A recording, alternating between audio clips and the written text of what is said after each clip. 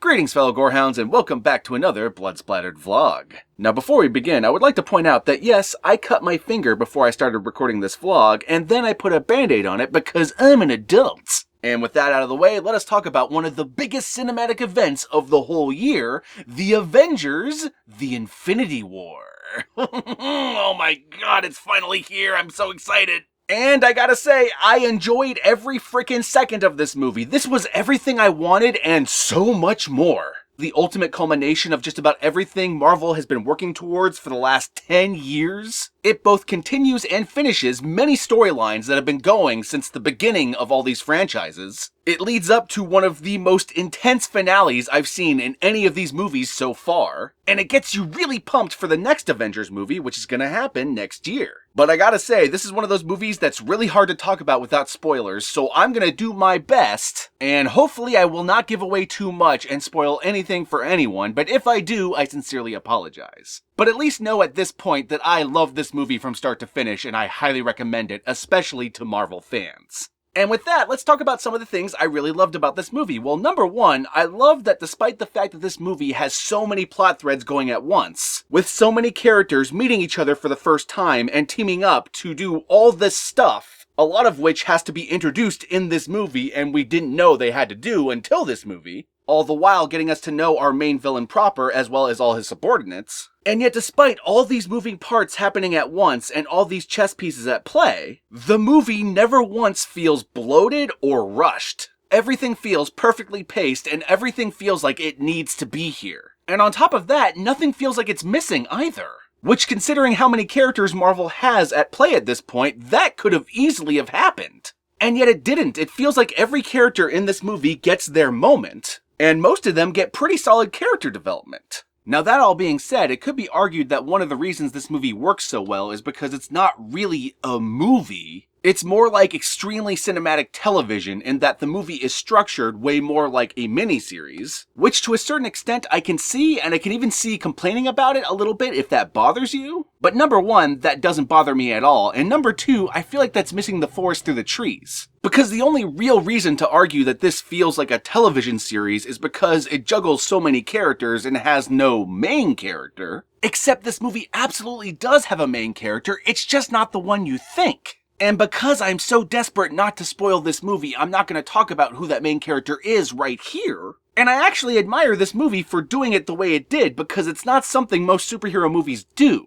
And I know I'm vaguing the shit out of this, but trust me, I really don't want to spoil this. And the other thing I really liked about this movie is that it's full of a lot of twists and surprises and emotionally heart-wrenching moments. And I've heard a lot of people say this movie isn't deep, but it's fun. And while I do agree with the statement that it's fun, I do feel like that statement overall belittles what this movie actually accomplishes. Because yeah, this movie might not be the most socio-politically deep movie like Black Panther, but this movie 100% is emotionally deep, and I feel like that's just as important as anything else. There's a point in this movie in which the entire theater I was with was crying their eyes out. And it wasn't just tears for a character that has been established that we loved for so long. It was also tears for our main villain, as well as angry tears for what the villain did. And that's just one scene. In one scene alone, you feel for a villain, you feel for a hero, and you hate a villain at the same time. That is a threefold complexity that most movies can't accomplish. And I'll tell you right now, this movie accomplishes that over and over again in many different ways, with many different characters in many different scenarios.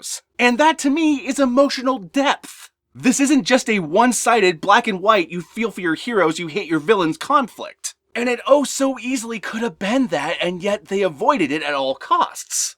And holy fuck, I'm trying really hard not to oversell this movie, but I loved it so much. So go check out Avengers Infinity War right now. Do not wait. Don't give the world any chance to spoil anything for you. See it right now. Because this movie is truly an experience, and you don't want any part of that experience to be watered down by anybody. So see it first chance you get, and if you end up seeing it as a result of my review, then feel free to comment below with what you thought. And hell, if you already saw the movie, then also leave a comment below. I'm curious as to what you all think. Oh, and one more thing. I don't remember if there's animal death in this movie, but there is mass depictions of genocide in this movie, so chances are animals do die. I don't even know if that needed a warning, but I gave one anyway, so there you go.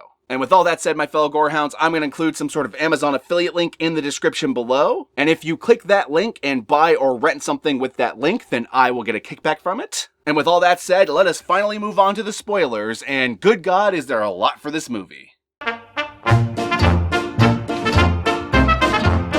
Alrighty then, so this movie opens up exactly where Thor Ragnarok left off, with Thanos' giant spaceship assaulting the last of the Asgardians on their spaceship, and it's just complete genocide. Everyone seems like they were just massacred. And in this sequence, we watch as Thanos kicks the shit out of Thor, totally decimates Hulk right off the bat, and ultimately forces Thor to watch as he murders Loki right before his eyes. And I know the emotional effect of this particular death is probably diminished due to the fact that Loki comes back from the dead all the time, but the way this movie handles it makes it very clear this is the final time. But with his dying breath, Heimdall ends up sending Hulk back to Earth so that Bruce Banner can warn the rest of the Avengers that Thanos is coming and the stage can be set for the Infinity War. Now from this point on, the movie splits into various factions of characters, with each character trying to achieve a very particular goal to stop Thanos. The first faction is Doctor Strange, Tony Stark, and Spider-Man, and their ultimate goal is to defend the Time Stone that Doctor Strange wears around his neck. And as a result of this, they're at ground zero when the aliens attack Earth, and this is the part in the trailer in which you see that giant circular spaceship in the sky that looks kind of like a ring.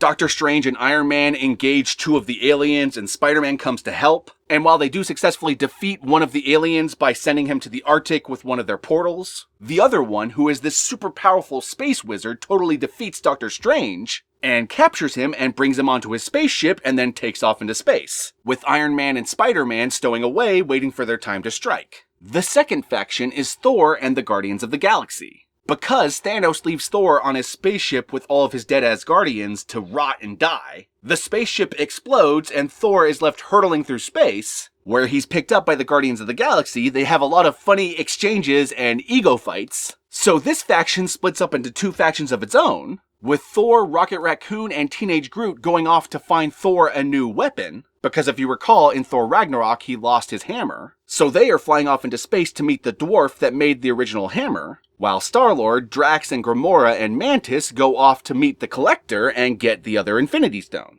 But before they get there, there's this really emotionally intense scene in which Gamora tells Star-Lord that if she is captured, he has to kill her, because she possesses the knowledge of the location of the Soul Stone, and if Thanos were to get that stone too, they would all be fucked. But unfortunately, when they get to the planet that the Collector is on, Nowhere, which is actually the head of like one of those dead old ones, whatever they were called, and they walk in on Thanos threatening him, asking him where the Reality Stone is. So they try to lay a trap to kill Thanos, and it looks like they succeed, but it turns out the whole thing itself is a trap laid by Thanos using the Reality Stone to alter reality and perception, which leads to one of the most painful scenes in which Star-Lord tries to kill Gamora, but at first he can't bring himself to do it, but then he does it. But Thanos turns his laser blast into a bunch of bubbles with the Reality Stone. But because he's so impressed that Star-Lord actually pulled the trigger, he lets Star-Lord live and takes off with Gamora. So okay, we got these three factions, and now we introduce a fourth faction, which is all the Avengers left on Earth, led by Captain America, trying to save Vision from the alien invasion. Because for those of you who don't remember, Vision is only alive because of the Mind Stone on his forehead. So all the Avengers on Earth take Vision to Wakanda to protect him, and it's basically an all-out war with the aliens and the Wakandans to try to protect Vision.